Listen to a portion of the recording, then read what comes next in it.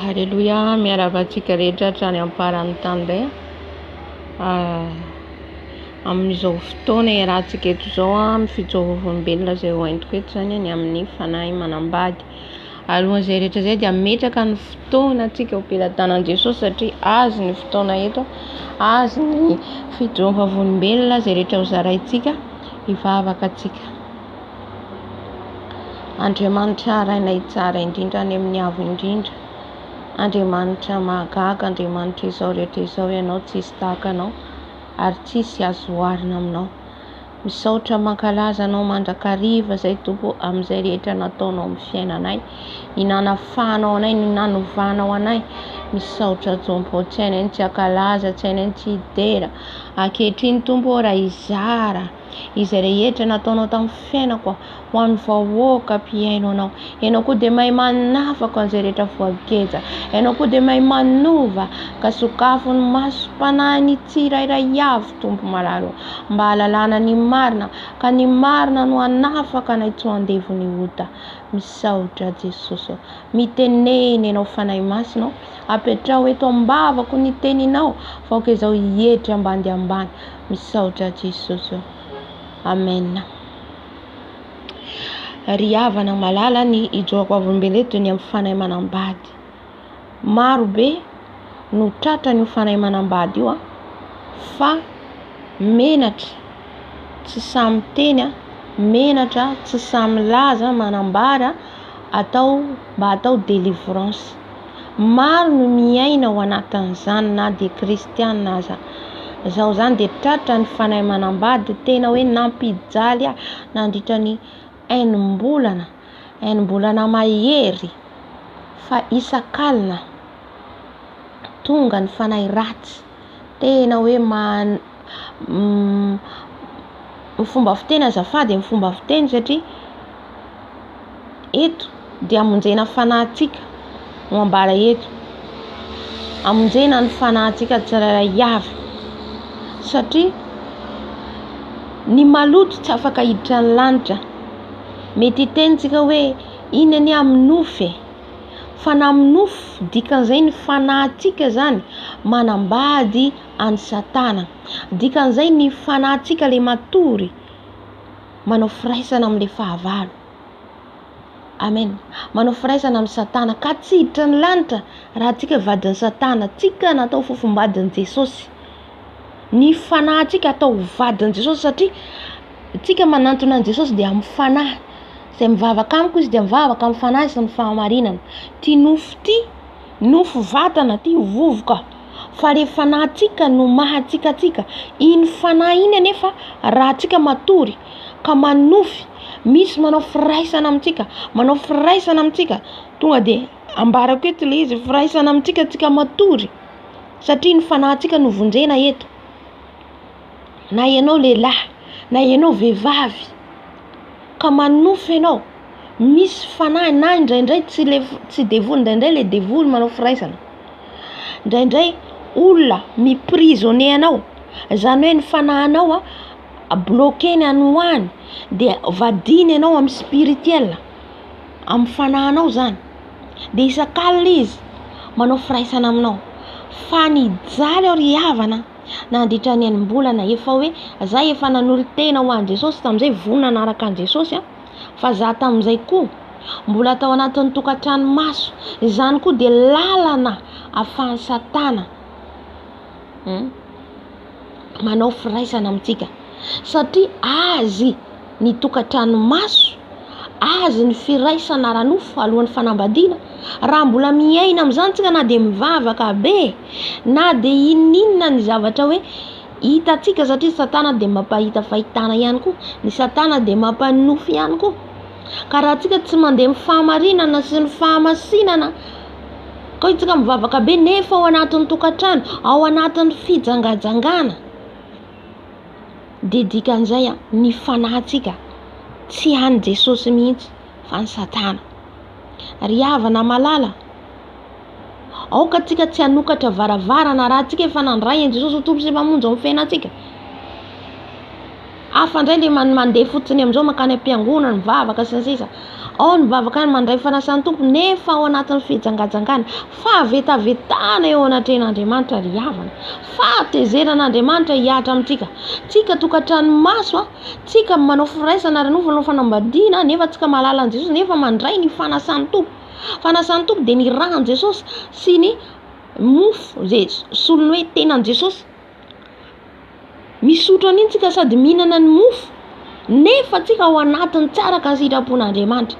Vakeo ny Koritiana voalohany 1:12 dia manambara an'izany.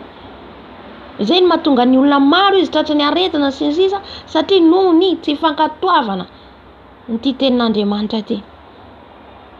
Ny raisiko ny Koritiana voalohany nomeny tompo ato eo, Koritiana voalohany 7:9 ary Koritiana voalohany 4:9-7 ka hatramin'ny 1:10. Vakitsika any tokantrano any satria tsy dia manana fotoana.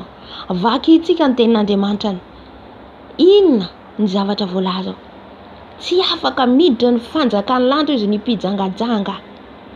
Anisan'ny mijangajanga ihany koa tsika. Ny fanahintsika raha ohatra ka manofitsika misy olona manao firaisana amintsika foana. Mila délivrance tsika raha ohatra zany. Mila délivrance. Manatona an' Jesosy ahafahany tanteraka.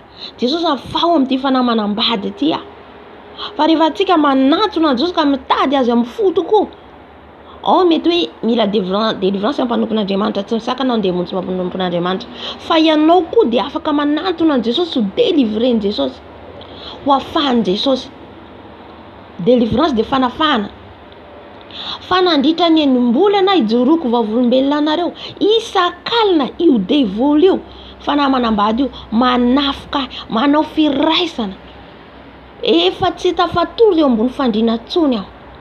Fa eo amin'ny tany miantso an' Jesosy. Dia tamin'izay ihany koa zany satria nisy olona niaraka amiko za mbola tsy nalala hoe io no mahatonga le izy mbola misy varavarana nidirana.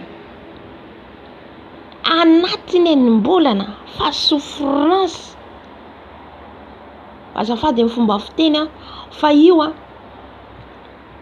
na amin'ny azafady efa tena nazava na dia amin'io ao ny teny ako azy hoe le clotte anaovantsika lotsika nefa ianao tsy ianao zany tsy fantatra hoe inona nahatonga an'ity lotsika. Lay fanahy manambady ry havana malala. Aoka tsika atahotra an' Jesosy mba ho afaka ho afahan Jesosy tanteraka. Fandranomaso afaho a Jesosy fa maninona ty devoly ty sakany hariva na izy manakenda na manao firaisana tena efa hitako na ny alokany manaraka ny rindrina le alokany manaraka ny rindrina tena hitako maso zany nanakenda tena nampijaly satria zay efa nanolo tena ho an' Jesosy nefa mbola tao anatin'ny tokantrano maso. Mila tsika zany miala amin'izay tanteraka satria Andriamanitra masina na dia mahazo valim-bavaka azy tsika satria tsy midika hoe mahazo valim-bavaka tsika mahazo valim-bavaka na mahazo fahitafahitana sisy tsika dia hoe voavonjy ny fanahintsika. Fa ny important dia ny fanahintsika ho voavonjy andehanantsika amin'ny fahamasinana sy fahamarinana. Izay ihany no ahafahantsika mandova ny fanjakan'ny lanitra. Vakitsika ny io tenin'Andriamanitra io fa milaza ny amin'ny fidirana amin'ny fanjakan'ny lanitra. Ka ny mijangajanga tsy voatery mijangajanga ara-nofo ihany manao firaisana amin'ny lahy sy roa. Fa na ny fanahintsika koa manao firaisana amin'ny satana, manofotsika manao firaisana, dikan'izay ny fanahintsika maloto. Dikan'izay tsika mijangajanga tsy hiditry ny lanitra mihitsy. Izay ny ilaina ny délivrance, izay ny ilaina ny combat spirituel. Fa io koa nefa tsy tanteraka, io koa nefa tsy efficace mihitsy amin'ny fiainantsika, tsy tanteraka mihitsy na hanao combat toy ninona tsika raha tsy mandeha amin'ny fahamarinana sy ny fahamasinana, ny fialana amin'ny ratsy. Izay vao tanteraka le combat spirituel sy ilay délivrance sy fanafahan'ny tompo. Satria ny tompo vonona nafaka atsika. Kanefa antsika mbola ao anatin'ireo zavatra ireo tokantrano maso, fijangajangana, misy fanahy manambady, tsarovy fa ny fanahintsika maloto amin'izany fotoana izany. Ry havana, raha ianao anatin'izany misy fanahy manao firaisana aminao foana isaky ny hariva anao manofo foana. Fahaverezana ny miandry atsika. Afo be ny miandry atsika raha ao anatin'izany ianao. Mitadiava mpanompon'Andriamanitra anao, délivrance ianao. Raha ohatra ka mbola tsy fantatra hoe ahoana ny tokony atao, manatona ny mpanompon'Andriamanitra, atao mpanompon'Andriamanitra, hitanao mandeha amin'ny fahamarinana sy fahamasinana. Manatona ny mpanompon'Andriamanitra. Fa raha ohatra ka ianao vonona hitady Jesosy, afaka koa ianao mitady an'i Jesosy mba hanafahany ianao. Fa nitady an'i Jesosy mandritra ny enim-bolana, nitady an'i Jesosy aho, dia inona nanafahany tamin'io lehilahy izay niaraka tamiko nandritra ny hoe fampijalian'ilay fanahy manambady. Tena mampijaly zany, mampijaly. Tsy vao mikipy io maso io dia zareo tonga. Fa nafahany Jesosy tamin'ny lehilahy satria ilay tokantranomaso na dia nanolo-tena zany Jesosy, iny lalana nidiran'izy ireo nanafy anahy. Amen. Tamin'ny farany amaranako an'izao vavolombelona zao, farany efa hoe akaiky anafahany Jesosy anan'ilay olona niaraka tamiko tamin'izay, hitako mihitsy ilay devoly eo an-tongotry ny farafara mitsangana mijery ahy, mivolo, hitatsika le volo rasta misaritaka be reny, ohatry reny ny paoziny mijery ahy.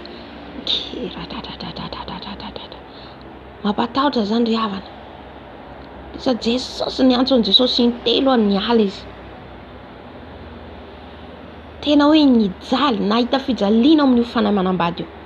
Ary ambarako antsika eto ihany koa, raha vao misy varavarana nisokatra eo, ny zavatra tsy nety natao na dia hoe mandeha fahamasinana, dia manafika indray izy satria nanokatra varavarana antsika. Raha vao nisy fahatezerana, nisy lainga, dia mbola manafika izy.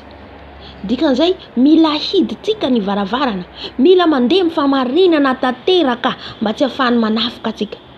Fa rehefa zany ny afaka tamin'io dia mbola teny ihany satria za mbola tao anatin'ny fitafiana tsy mendrika.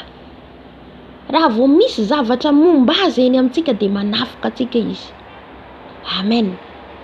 Na nisy zavatra nisokatra na masontsika nahita zavatra tsy nety dia efa miditra izy nanafika atsika.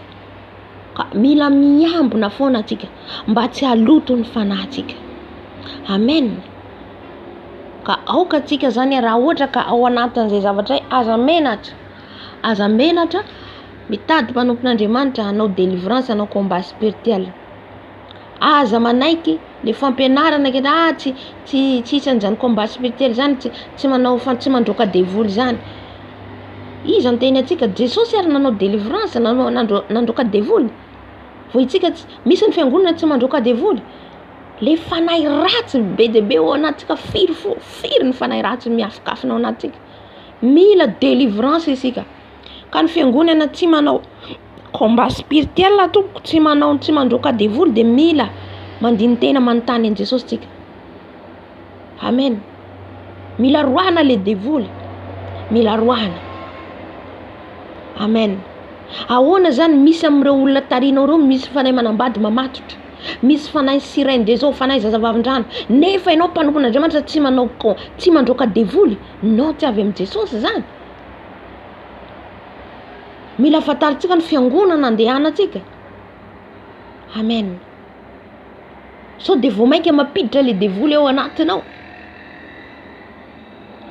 Ka izay zany no fampahirezana atsika sy fijovavolombelona nanafahany Jesosy ary rehefa za tafala amin'ilay tokantranomaso, teny ihany izy fa niala koa tamin'ny fitafiana tsy mendrika, dia afaka tanteraka.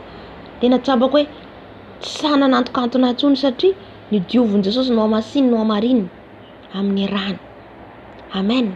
Dia voninahitra ho an'i Jesosy irery ihany ho azy hatramin'ny taolandriana ho mandrakizay. Amen.